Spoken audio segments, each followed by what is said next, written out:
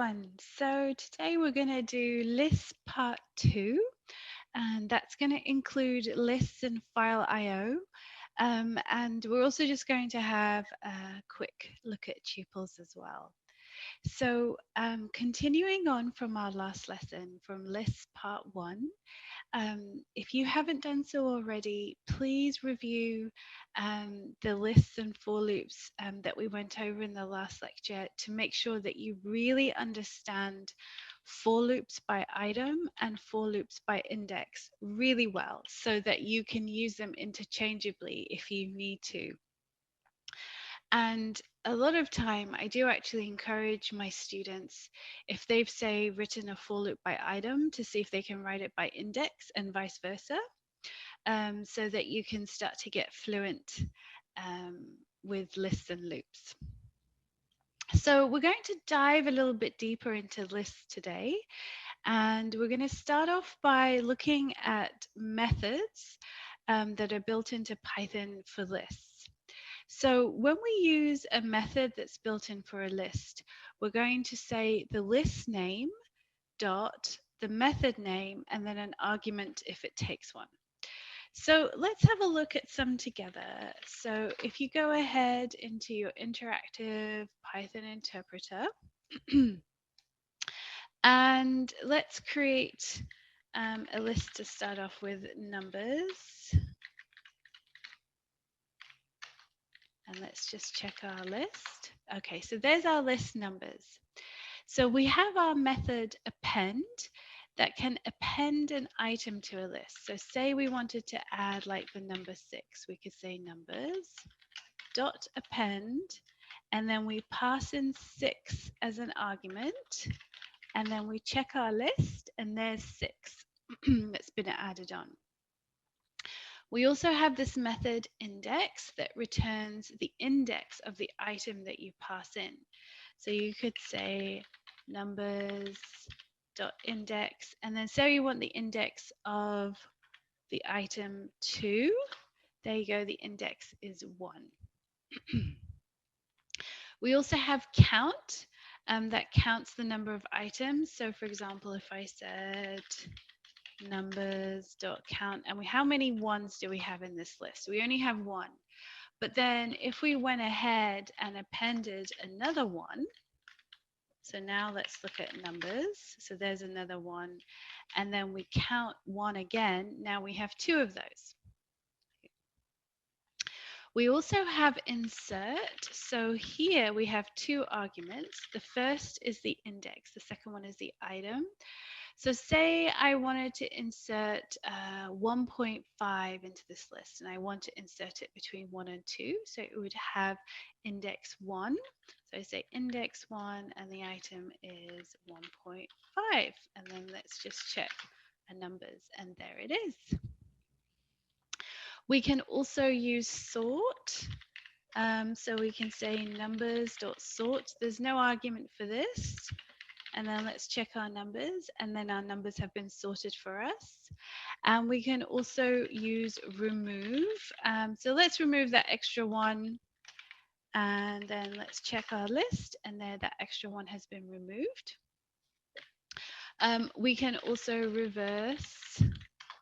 Oops, that's not right. We can reverse the order. And now let's check our numbers, and now the order has been reversed. Now, this one is an important one, pop, because this doesn't just remove, but it actually returns an item. So for all of these so far, nothing has been returned, but we're actually going to return something now.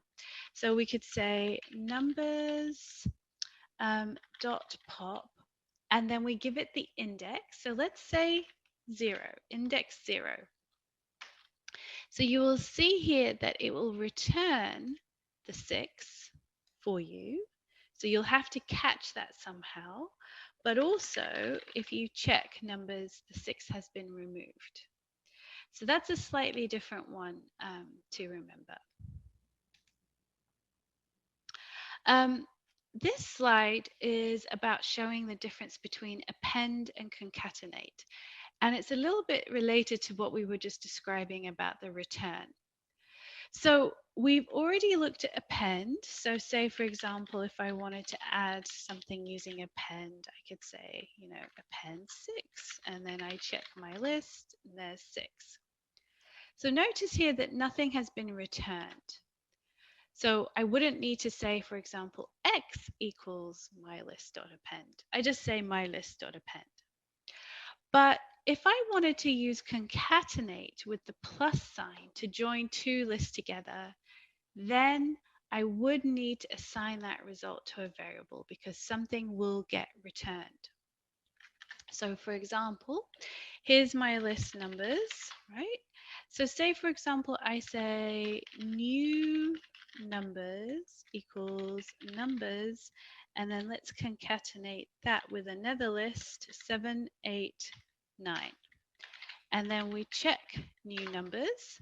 So there's new numbers concatenated with 7, 8, 9. And then if I check numbers, it's still my original list, right? So it's just good to know that if you use concatenate to join two lists together, you want to assign the result to a new variable. Okay. Oh, and you could also assign it to the old variable, and then that way the old variable would become the new one. Okay. Now, this is very important. So we've looked at accumulators before. As I said, we've gone over this many times. It's been in your midterm. So by now you're very familiar with accumulators and how to build accumulators in a loop. We can also accumulate items in a list. So let's have a look at this piece of code together. So I'd like you to create a file in Sublime. You can call it list accumulator or whatever you want. And go ahead and put this code in and let's step through it together. So we start off with an empty list. So when you were using your accumulators, you would start off, it would equal 0 or 1 if you were multiplying.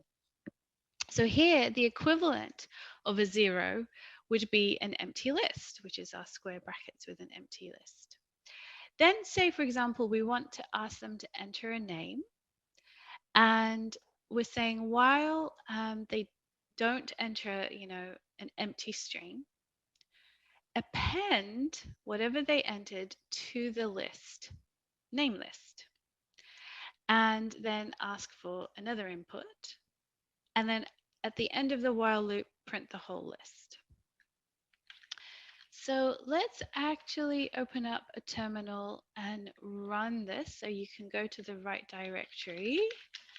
And let's run our accumulator. So, for example, if we say Ada, Lovelace, Grace, Hopper, and then let's do an empty string to finish.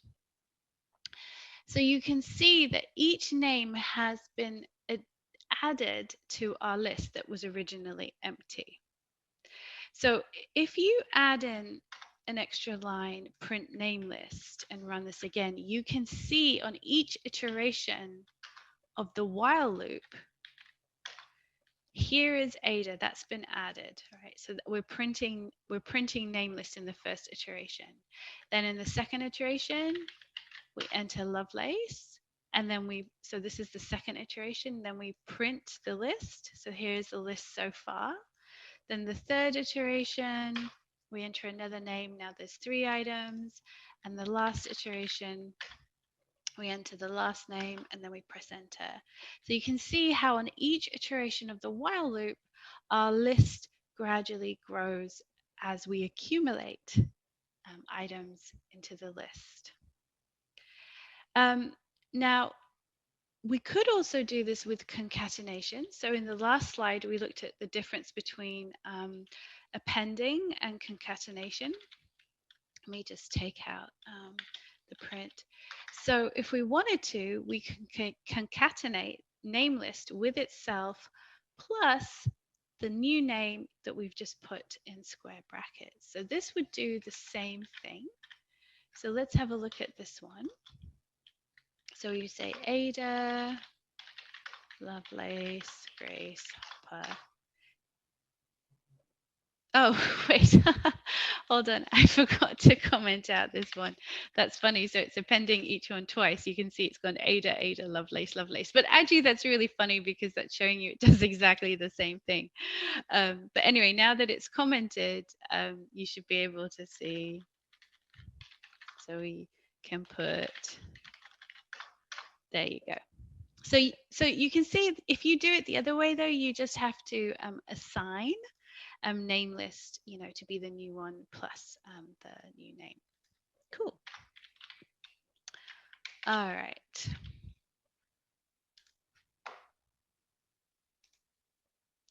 This slide, I don't think this is like super important. It's just there if you want to do some extra things. I'm never going to expect you to know these things, but just so you know, you can do these nice expressions or shortcuts. So for example, if you wanted to square something using a for loop, by item, if you wanted to do that, or if you wanted to check if something was even or odd, you could just do this all in one go. So if you copy and paste one of these in, you can see what that would do. Here is one for upper. We haven't done upper yet. That's for strings, but we will cover strings next, and that's for making something uppercase. So for example, if I copy and paste this into your Python 3, you can see that everything there would get capitalized. But again, like I say, this, you really don't need to worry about this. I will never expect you to do this, but it's just there if you're interested to find out. Min and max, they're really simple way of getting something. So if, for example, we have the list numbers, to get the min, we can pass in numbers. So the minimum is 1 and the max is 6. So just so you know, you can use those. If we ask you not to use them in the question, don't use them. But there you have them, so you know what they do and that they exist. Okay. And you can see here they do return something, so you'd have to assign them to something. So now let's look at lists and files.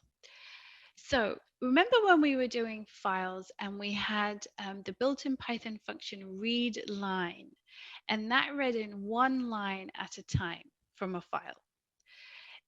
Now, working with lists, we can actually use the function read lines plural.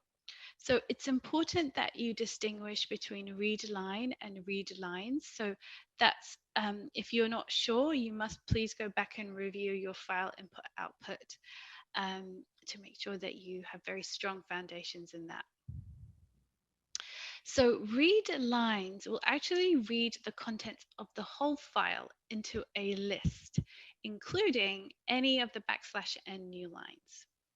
So let's have a look at an example from this. So looking at that piece of code, let us first of all just do these very simple lines. So if you want to create a new file, cities.py, and just put in those 4 lines of code. And then if you want to create a text file in the same directory and just put in a few cities, like maybe pick 3 cities of your choice, 1 on each line, that we're going to read in. So we're going to read in cities.txt. We're going to actually read in the whole file using read lines, and we're going to assign it to a list. Now, here's a really important thing is that students sometimes forget is that cities is a list. So it's not just a string, it's actually a whole list of all the cities. Then we're going to close the file, and then we're going to print cities so we can see what it looks like. Okay. So let's go and run here. Okay. So let's say Python 3 cities.py. And you can see here that those 3 cities that I had in cities.txt got put into a list, and each one, apart from the last one, had a new line that was also put into the list.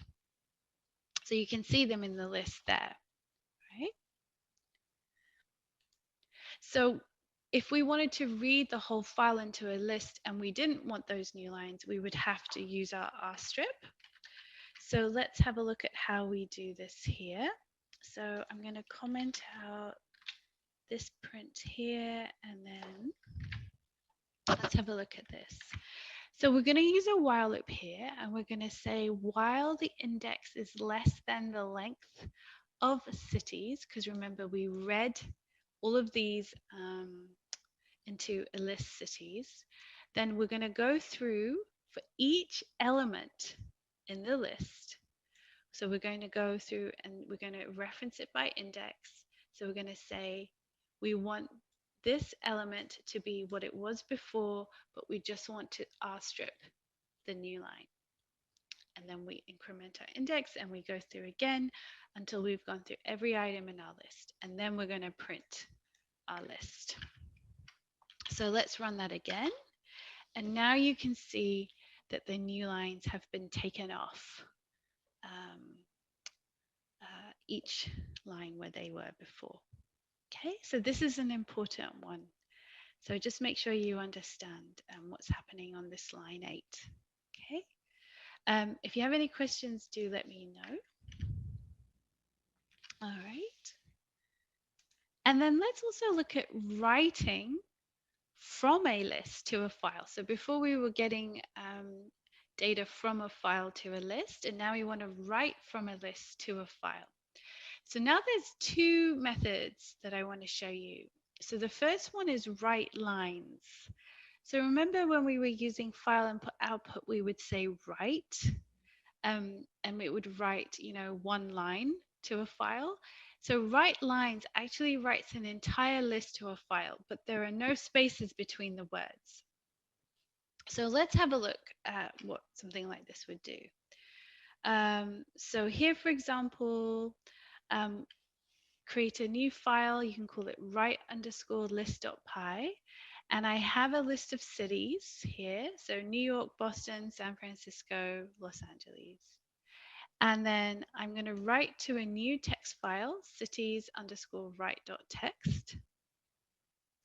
So here is our method 1 using write lines. So we're going to say, outfile.writelines, and we're going to write this whole list, and then we close it. So let's run this, and let's see what happens. So obviously we don't get any printouts. So let's have a look at cities_write.txt. And you can see here that all the cities have been printed out next to each other in the file with no spaces. Now, I will come back to this, but I want to first show you method 2. So here in method 2, what we're doing is should be familiar to you. We're actually going through each item in city. So this is a for loop by item. And then we're writing one line at a time, and we're then putting in a new line. So this is what we did before. We would write one line at a time. So this shouldn't be new. So if we go back and let's do the method now with write instead of write lines, and run this again. And let's check our cities_write. Now you can see that each city has been written to a new line. Okay. Now the thing that I want to show you though is that you do have this function join. So that takes items in a list and it joins them into a string. So let me show you something like this. So here we go. So there's different ways to use this. So for example, if we have cities as our list from before, we could use join. So we say, however we want things to be separated, and then we use dot join, and then we pass in the list. The other way so here we have an empty space, here we have a comma, and we have two different ways of printing here. Just this is on one line, this is on two lines. Let's actually have a look and see what happens here. So we have, say, Python 3 join.py. So you can see here the first one creates a string where each element in the list is joined by an empty space. And this second one here creates another string, city string, where each element in the list is joined by a comma and then a space. So, you know, if you wanted to, you could take your list first and do something like this to it before writing to a file, if you wish as well. So yes. But you're not going to be needing join, at least for lab 4, just so you know. Now, writing from a list to a file with integers. So say we had a list of integers. As you know, files only read and write strings. So we do have to account for that. So let's have a look at a file. I've called this int underscore file underscore write.py. So you can call it something that makes sense to you. So you have a list numbers. So we're going to open a new text file. We can call it numberlist.txt, and we're going to write to it. And then we're going to use a for loop by item. So we're going to go through each item in the list, and we're going to write to it, and we're going to append the new line, but we're also going to use our string conversion. So each item is going to be converted to a list, to a string before it's written to a file, and then we concatenate the new line, and then we close the file. So let's run this one together. There we go. And let's go ahead and open up numberlist.txt, and you can see each integer, has been converted to a string and has been written to a new line in numberlist.txt.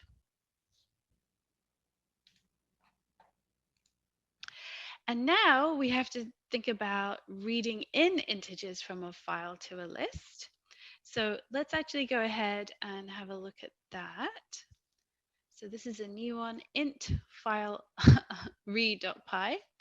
So here I'm going to read from the text file that we just created. And this time I'm going to use read lines.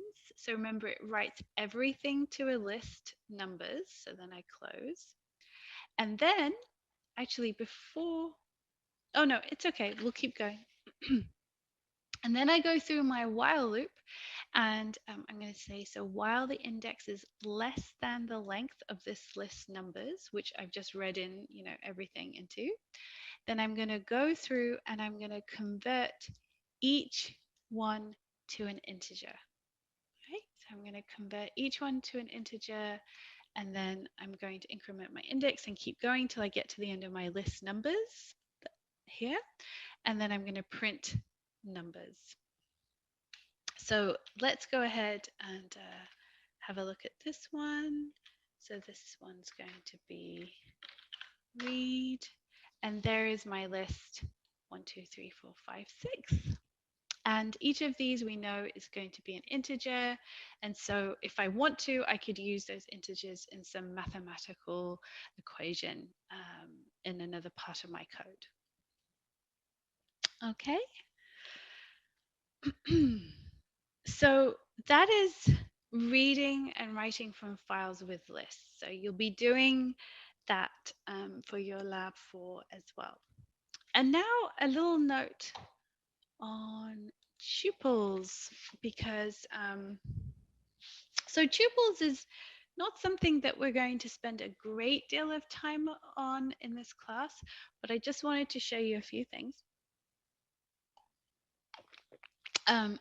So tuples are like lists, but they are immutable. So you can't change them once you have created them. Unlike lists, as we know, we can change values, we can append new values, we can delete things.